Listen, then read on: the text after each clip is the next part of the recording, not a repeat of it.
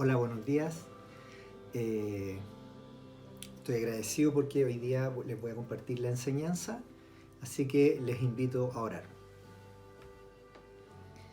Padre, te doy gracias a Dios por la bendición de estar vivos, Señor. Gracias por nuestras familias, nuestros amigos, nuestros cercanos, Señor. Gracias por el hogar que tú nos brindas, Señor. Y a los que no tienen, Señor, tú abres las puertas, Señor. Gracias por el trabajo que tenemos, Señor, y también te pido al que no tiene, Señor, que tú abras puertas y puedas bendecir, Señor, a sus vidas y sus familiares. Ahora te pido, Señor, que te quedes con nosotros, Señor. Abre nuestros ojos, nuestros oídos espirituales y habla a nuestro corazón, Señor. ¿Qué es lo que tú quieres decirnos esta mañana, Señor? Y quédate con nosotros, Espíritu Santo. Eres bienvenido, Señor. En el nombre de Jesús. Amén. Bueno. Como ya hemos visto, hemos estado hablando este primer semestre de muchas enseñanzas acerca de Jesús y cómo hacer discípulos, ¿ya? Y el día de hoy, el título de esta enseñanza es algo muy original. Perdón. Fue algo que dijo Jesús, literalmente, y el título se llama Yo soy la vid verdadera y está basada en Juan 15, capítulo 1. Como pequeña introducción, yo quiero recordar, eh, cuando estaba preparando esto, recordé inmediatamente que cuando yo era pequeño vivía con mi abuela y, y resulta que ella nos quería mucho, nos regaloneaba mucho y cada vez que nos servía uva, yo recuerdo que ella sacaba el ollejo de la uva, sacaba las pepas a la uva y me la servía en un pocillito. Y eso era muy rico porque el sabor de la uva sin ollejo tiene otro sabor. Nosotros en nuestra casa que vivíamos allá con ellos, había una parra grande y que te daba dos tipos de uva, pero la que más me gustaba a mí era una uva grande, redonda, muy grande, muy rica, sabrosa, y ella me la hacía así. Y cuando no las alcanzábamos a sacar todas, se secaba y después sacábamos las pasas, y también era una pasa amarilla muy, muy rica, muy dulce. Esa sí que no le sacaba el ollejo, me la comía completa. Pero es muy agradable recordar eso. Y bueno, después con el tiempo, obviamente, yo como todo tipo de uvas con ollejo, con pepa y todo, aprendí a comerla y a disfrutarla. Y con los años también a disfrutar el buen vino. Bueno, quiero partir haciendo algo previo a ir de lleno al capítulo 15, que es lo fundamental, de hacer una especie de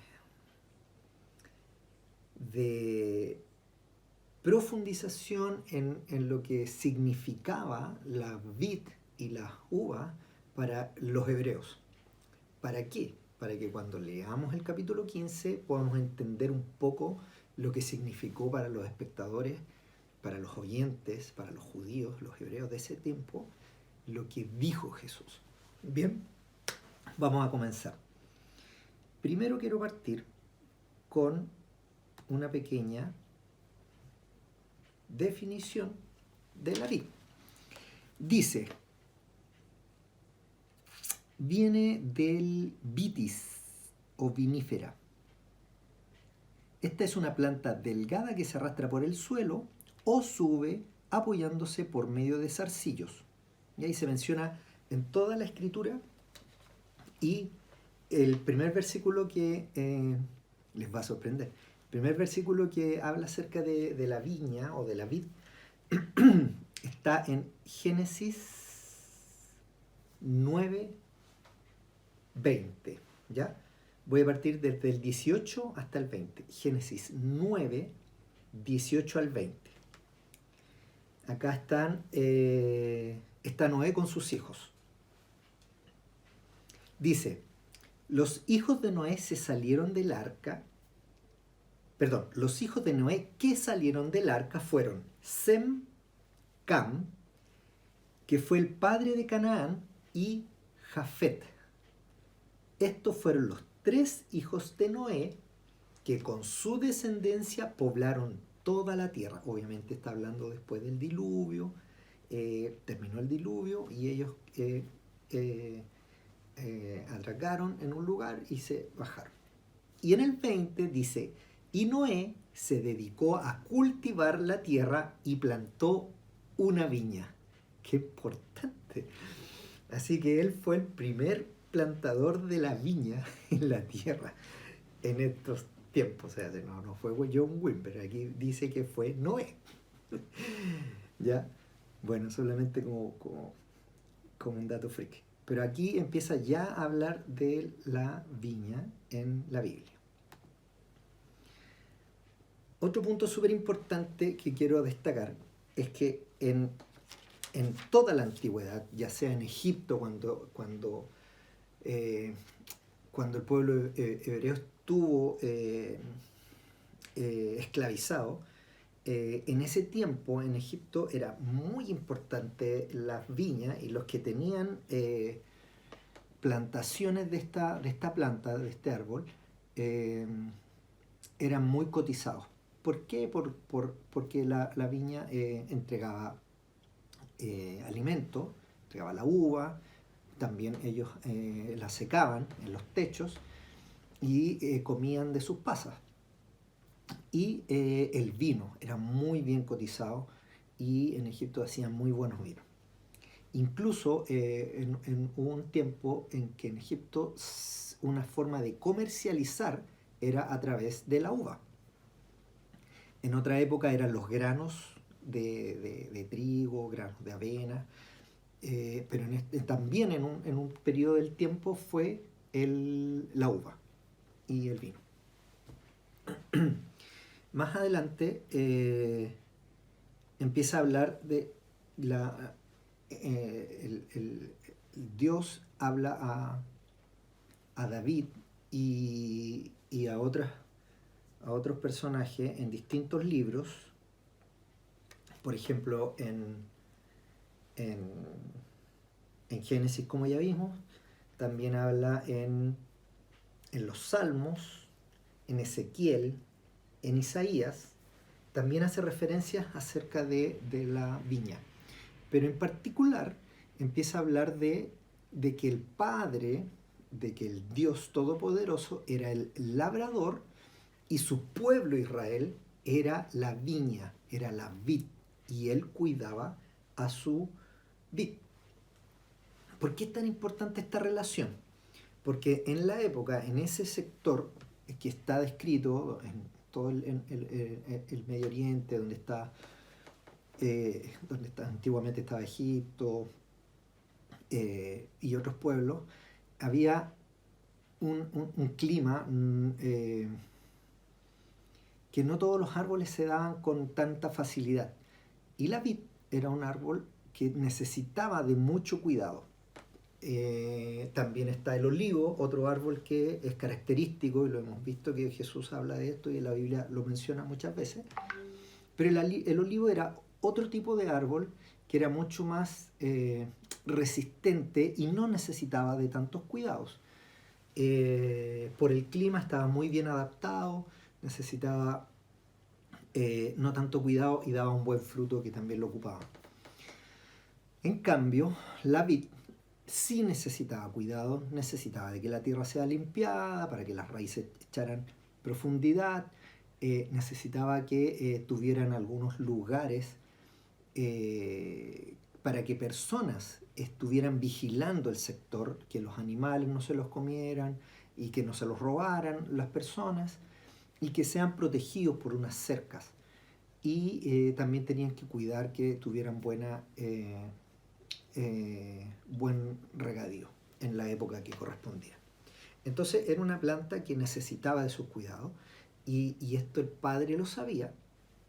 Y entonces Dios se dirigió a su pueblo, Israel, desde mucho tiempo, desde mucho tiempo hasta la actualidad, incluso todavía está relacionada como que su pueblo Israel es la vid, es la viña.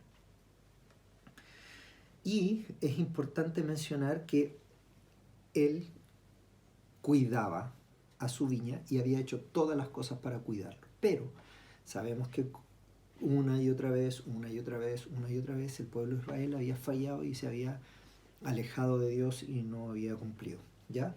Y esto lo podemos ver en cómo Dios se relacionaba con su pueblo en, vamos a leer el Salmo 80. Aquí habla del salmista, está hablando al pastor, al Dios eterno, y está rogándole que, que cuide a su vid, ¿ya? Este es un salmo de Asaf. El 1 dice: Pastor de Israel, tú que guías a José como un rebaño, tú que reinas entre los querubines, escúchanos. Resplandece delante de Efraín, Benjamín y Manasés. Muestra tu poder y ven a salvarnos.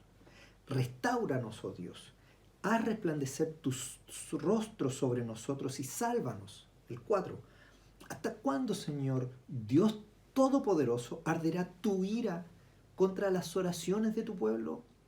Por comida le has dado pan de lágrimas, por bebida, lágrimas en abundancia. Nunca has hecho motivo de contienda para nuestros vecinos. Perdón, nos has hecho motivo de contienda para nuestros vecinos. Nuestros enemigos se burlan de nosotros. Restáuranos, oh Dios Todopoderoso. Haz resplandecer tu rostro sobre nosotros y sálvanos. El 8. De Egipto trajiste una vid, expulsaste a los pueblos paganos y la plantaste en medio del terreno, limpiaste el terreno y ella echó raíces y llenó la tierra. Su sombra se extendía hasta las montañas, su follaje cubría los más altos cedros. Sus ramas se extendían hasta el Mediterráneo y sus renuevos hasta el Éufrates. ¿Por qué has derribado sus muros? Todos los que pasan le arrancan uvas, los jabalíes del bosque la destruyen, los animales salvajes la devoran. Muévete a nosotros, vuélvete a nosotros, oh Dios Todopoderoso, asómate a vernos desde el cielo y brinda tus cuidados a esta vid. Es la raíz que plantaste a tu diestra. Él es el vástago que has criado para ti. Tu vid está derribada, quemada por el fuego. A tu represión parece tu pueblo. Bríndale el apoyo al hombre de tu diestra, al ser humano, que para ti has criado. Nosotros no nos apartaremos de ti. Reavívanos e invocaremos tu nombre. Restáuranos, Señor Dios Todopoderoso. Haz resplandecer tu rostro sobre nosotros y sálvanos. ¿Se dan cuenta la relación que tenía el salmista? Sabía que Dios trataba a su pueblo como la vid. Y aquí, en una oración un clamor muy profundo, está hablando de eso. En el 8. De Egipto trajiste una vid, la expulsaste a los pueblos y expulsaste a los pueblos paganos y la plantaste. Limpiaste el terreno, echó raíces y llenó la tierra. Bueno, otro texto y otro autor habla de esta misma relación, de cómo ha sido quebrantada por el pueblo de Israel y habla un poco de lo que ha pasado en la antigüedad y también habla de una profecía. ¿Ya? Vamos a ver esto mismo en Isaías. Isaías 5. Dice: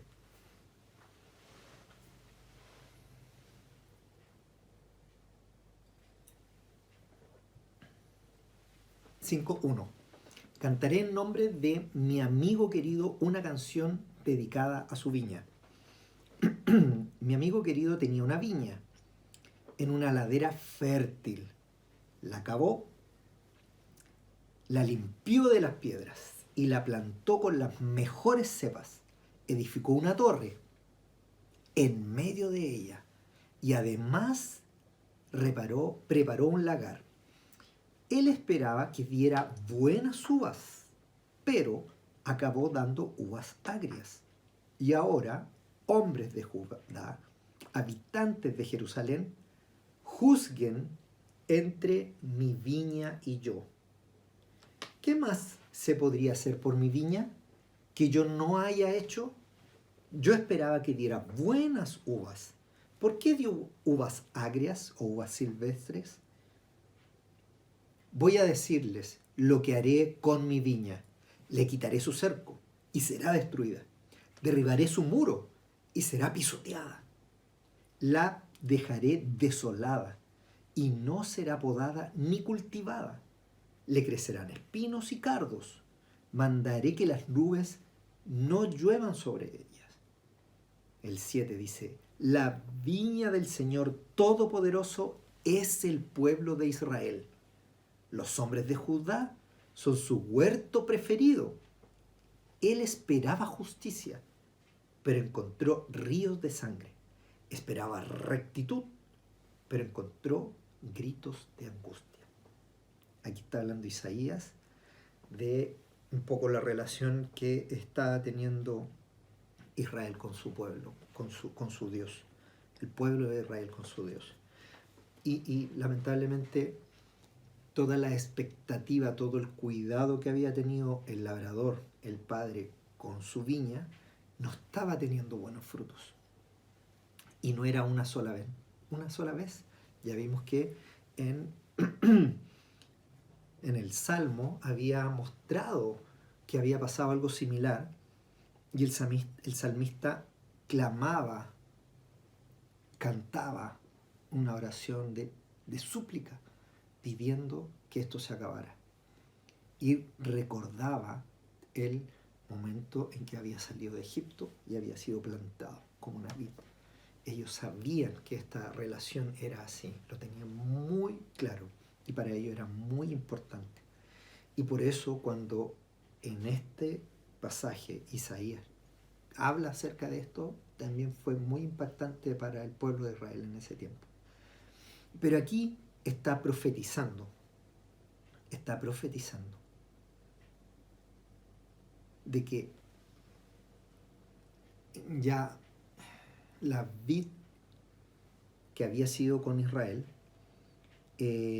no había dado buenos frutos y le iba a desolar, le iba a desechar, pero iba a venir algo nuevo.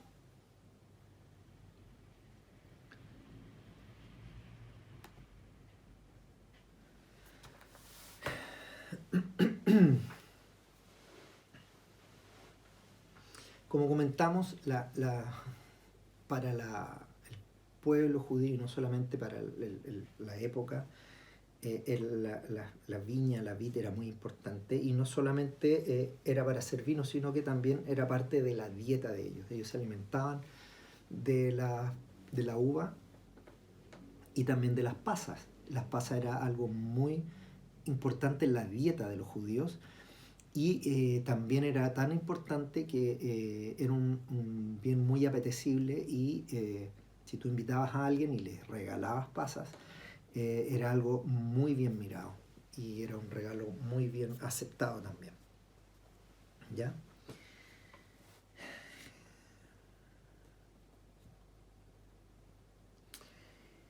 En la Biblia no solamente habla acerca de la viña, sino que también tiene mucho sentido simbólico, y el sentido simbólico es parte de lo que estamos viendo acá, es que Dios se relacionaba con su pueblo como el labrador y su viña, y su vid. Eh, Esto ya lo vimos en estos pasajes, y eso muestra que se había preocupado, le había dado toda la atención necesaria para la producción de frutos de gran calidad, pero en cambio produjeron solo frutas silvestres o frutas agrias. Por ello habían de ser abandonados a las depreciaciones de sus enemigos. Esto generalmente se muestra en el Antiguo Testamento. Ahora vamos a ver un poco lo que habla acerca del Nuevo Testamento antes de ir al pasaje de Juan 15. En el Nuevo Testamento también se hace importante y relevante que Jesús lo compartió en medio de sus discípulos y en medio del pueblo. Y habla acerca de por lo menos 5 parábolas que Jesús menciona a las vid y relaciona con ello. Por ejemplo, una de ellas habla en la higuera plantada en la viña. Esto está en Lucas 13, del 6 al 9. Otro ejemplo lo podemos ver en los obreros en la viña. Mateo 20, del 1 al 6. También hay otro ejemplo que Jesús menciona, el vino nuevo en odres viejos. Esto aparece en Mateo 9, 17. La parábola de los 2 hijos, Mateo 21, 28, 32. Y los labradores malvados, Mateo 21, 33 al 41. Más de una vez, por lo menos más de 5 veces, Jesús tuvo relacionado temas dentro del ámbito de la viña, de la vid. ¿Por qué? Porque nuevamente era súper importante para todos y era algo cotidiano, familiar, relevante para ellos. Entonces, cuando él hablaba de un ejemplo con respecto a esto, todos le ponían atención y entendían, la mayoría entendía claramente a qué se quería referir. Y particularmente cuando Cristo se describe a sí mismo como la vid verdadera. Y ahora vamos a empezar a leer Juan 15, una vez teniendo un poquito más claro qué es lo que significaba para el pueblo judío la vid, la viña, la uva. En medio de este contexto, Jesús dice estas palabras. ¿Ya? Vamos a Juan 15, 1.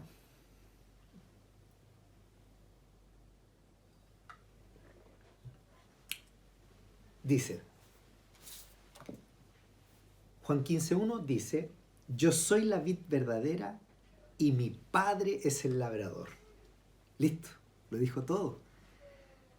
Con estas pocas palabras profundas dijo una tremenda verdad. Dijo, ya no es la vid Israel, yo soy la vid verdadera. La otra ya no lo es. Tuvo su tiempo, tuvo sus cuidados, pero no lo es. Yo soy la vid verdadera. No solamente que el pueblo de Israel era el escogido, sino que yo soy el escogido. Yo soy la vid verdadera y mi Padre es el labrador. Sigamos. Toda rama que en mí no da fruto será cortada, pero toda rama que da fruto se poda para que dé más fruto todavía. 3. Ustedes ya están limpios por la palabra que les he comunicado, permanezcan en mí y yo permaneceré en ustedes, así como ninguna rama puede dar fruto por sí misma, sino que tiene que permanecer en la vid. Así tampoco ustedes pueden dar fruto si no permanecen en mí. 5. Vuelve a repetir. Yo soy la vid y ustedes son las ramas. El que permanece en mí y yo en él dará mucho fruto. Separados de mí, no pueden ustedes hacer nada. El que no permanece en mí será desechado y se seca, como las ramas que se recogen, se arrojan en el fuego y se queman. Si permanecen en mí y mis palabras permanecen en ustedes, pidan lo que quieran y se les concederá. mi Padre es glorificado cuando ustedes dan mucho fruto y muestran así que son mis discípulos. 9. Así como el Padre me ha amado a mí, yo también los he amado a ustedes. Permanezcan en mi amor. Si obedecen mis mandamientos, permanecen en mi amor, así como yo he obedecido los mandamientos de mi Padre y permanezco en su amor. Les he dicho esto para que tengan mi alegría y su alegría sea completa. Y este es mi mandamiento, que se amen unos a otros como yo os he amado. Nadie tiene más amor más grande al que da la vida por sus amigos. Y ustedes son mis amigos si hacen lo que yo les mando. Yo no los llamo siervos, porque el siervo no está al tanto de los que hace su amo, mas los he llamado amigos, porque todo lo que el Padre, mi Padre, le he oído decir, se los he dado a conocer a ustedes. No me escogieron ustedes a mí, sino que yo los escogí a ustedes y los comisioné para que vayan y den fruto, un fruto que perdure. Así el Padre les dará todo lo que pidan en mi nombre. Este es mi mandamiento, que se amen los unos a los otros. ¡Wow! ¡Qué tremendo! ¡Qué tremendas palabras las de Jesús! Ahora se dan cuenta, al entender un poquito más de lo que significaba para los judíos la vid. Por eso fue tan impactante cuando Jesús dijo claramente: yo soy la vid y mi Padre es el labrador. Para muchos judíos fue una wow, ahora entiendo por qué Isaías hablaba de esto, por qué será desechada y borrada, porque vendrá algo nuevo, vendrá el Mesías. Jesús es el Mesías, Él es la vid verdadera. Pero otros decían: no, ¿qué está diciendo? ¿Quién es este para decir eso? Si el pueblo de Israel es el escogido, esa es la vid, ¿cómo puede decir esto Jesús? Siempre sus palabras producían ambas reacciones, pero lo más importante es que nadie de los que escucharon estas palabras quedó sin una profunda reacción. Quedó pensativo: ¿cómo puede decir esto si yo toda mi vida he escuchado el pueblo de Dios, el pueblo de Israel, somos la vid? ¿Por qué él dice esto? Era muy profundo para ellos, era muy impactante. Fue un golpe fuerte, que caló profundo en ellos. Para nosotros no tiene tanta relevancia como fue para ellos en ese momento. Por eso quise tratar de profundizar un poquito más y poner en contexto cuando Jesús dijo estas palabras. Bien, yo aquí quiero destacar solo dos cosas. Hay muchas más que destacar, pero yo quiero destacar dos cosas que para mí son muy importantes y relevantes. Nosotros queremos en nuestra iglesia que sigamos a Jesús, que seamos discípulos del, ¿cierto? Y que llevemos fruto. Y aquí está muy claro, dice Jesús: yo soy la vid verdadera, mi Padre es el labrador. Toda rama que en mí no da fruto se corta y se desecha, pero la rama que da fruto se poda para que dé más fruto todavía. Es algo que yo quiero destacar porque la mayoría de nosotros somos cristianos y es natural que llevemos frutos. Los frutos del Espíritu Santo, que son bondad, paciencia, mansedumbre, etcétera, etcétera. Es normal, es natural. Pero acá dice que el fruto se poda. Si estamos dando fruto, el Señor tiene que podar, cortar algunas cosas que no están dando fruto o que impiden que demos más fruto. Entonces, yo quiero que pensemos en esas cosas, que el Señor ponga en nuestra mente cuáles son esas cosas. Mochilas que están pesadas, que no nos dejan movernos, que no nos dejan avanzar. Cosas que tenemos que cortar. Eso es algo importante que quiero destacar el día de hoy. Y lo otro es que en el versículo 3 dice, ustedes ya están limpios por la palabra que les he comunicado. Primero que todo, él dice, ustedes van a llevar fruto, serán podados para que lleven más fruto todavía. Pero dice, ya están limpios por la palabra que les he comunicado. La palabra limpio tiene que ver muchas cosas con la santidad, pero aquí también está refiriéndose a la limpieza que se hacía de una viña, de un fruto, cuando quiere llevar fruto, que es como que redunda en esto también. Hay que limpiar la fruta para que lleve más fruto. Pero dice, ustedes ya están limpios por la palabra. Recuerda, en el versículo 4, permanezcan en mí y yo permaneceré en ustedes. Y este es el segundo punto que quiero destacar el día de hoy. Permanezcamos en Jesús. Esto lo recuerda. Y dice, permanezcan en mí, yo permaneceré en ustedes. Y así como ninguna rama puede dar fruto por sí misma, sino que tiene que permanecer en la vid, así tampoco ustedes pueden dar fruto si no permanecen en mí. Entonces aquí está una clave, una tremenda verdad que a veces no ponemos en práctica. No ponemos en práctica el permanecer en el Señor para llevar fruto. A veces queremos llevar fruto y nos dedicamos a hacer cosas, trabajar, hacer, producir. Pero a veces nuestras fuerzas se te agotan y se te acaba la paciencia, se te acaba la fuerza, las ganas, tantas cosas y te agotas y dejas de hacerla y te frustras porque no puedes hacerla. Pero acá Jesús dice, permanezcan en mí. Después, nuevamente, él recuerda en el 5, dice, yo soy la vid y ustedes son las ramas. Permanezcan en mí. El que permanece en mí y yo en él, dará mucho fruto. Lo vuelve a repetir. Separados de mí, ustedes no pueden hacer nada. Está hablando de las cosas espirituales.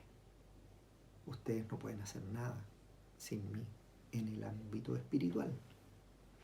Porque hay personas que no conocen al Señor y tienen sus habilidades y pueden hacer muchas cosas, pero espiritualmente es distinto, es diferente. A esto se refiere. La vida espiritual no podemos hacer nada sin el Señor. ¿Quieres vivir una vida cristiana? Alimenta tu espíritu. Permanezcamos en el Señor. Y después Jesús habla de si van a dar fruto en el 16. Yo quiero que den un fruto que perdure. Y así el Padre les dará todo en mi nombre. Y finalmente termina con el mandamiento que se amen los unos a los otros. Como vamos a amar al Señor, como vamos a amar a los demás, permaneciendo cerca de Él. Recuerda que su palabra también dice, mi yugo es fácil y ligera mi carga. Tienes que estar cerca de Él para vivir esta verdad, para disfrutar esta verdad. Bien. Quiero terminar con una pequeña conclusión, recalcando y reforzando estos dos puntos que el Señor me mostró. Si queremos llevar frutos, permanezcamos en Él. Y esto va a ser natural en amar a los demás. Va a ser una consecuencia o algo que se va a dar. No va a ser algo forzado, no va a ser algo tedioso, trabajoso. Al contrario, va a ser algo que fluye. Jesús es quien nos da la vida espiritual y Él nos hace disfrutar de todas sus promesas, la vida abundante, la paz, el perdón, el amor Y el poder, nos da el poder para sanar a otros a través de su Espíritu Santo. Y nos da la clave: permanezcan en mí, reciban mi amor y dar amor a los demás.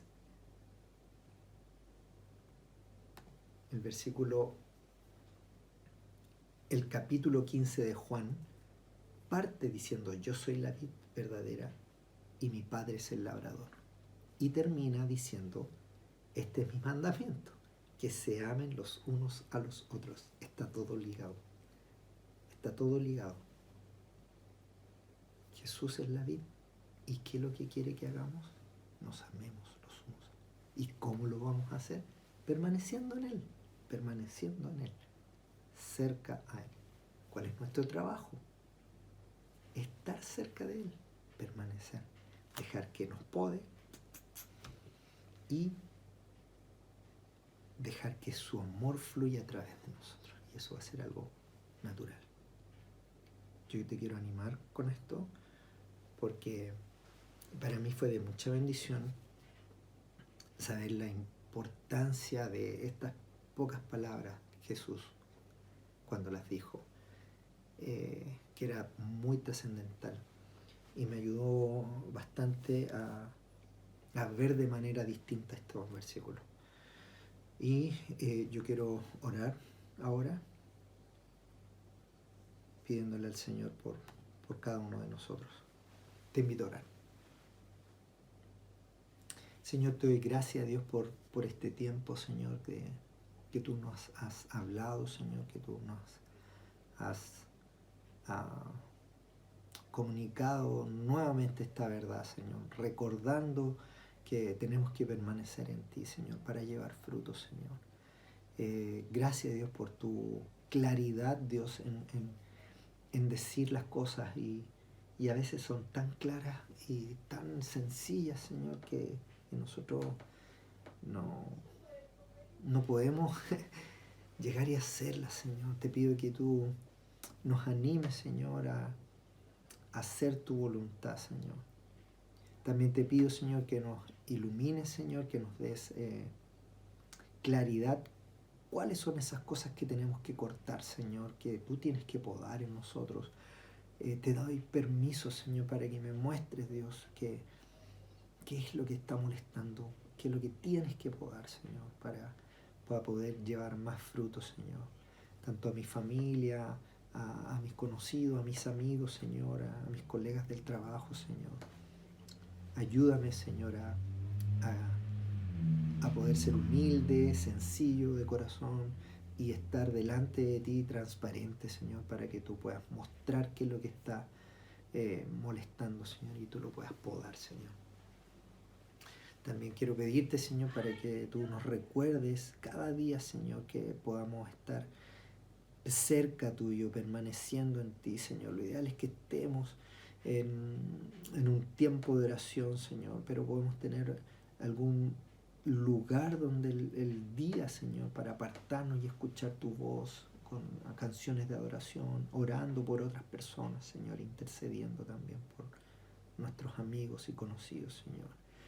Te pido, Señor, en el nombre de Jesús, que tú nos des la valentía, Dios, de estar por lo menos todos los días cerca tuyo, Señor, disfrutando tu presencia, escuchando tu voz, Señor, clamando por nuestras necesidades y por las de nuestros conocidos, Señor.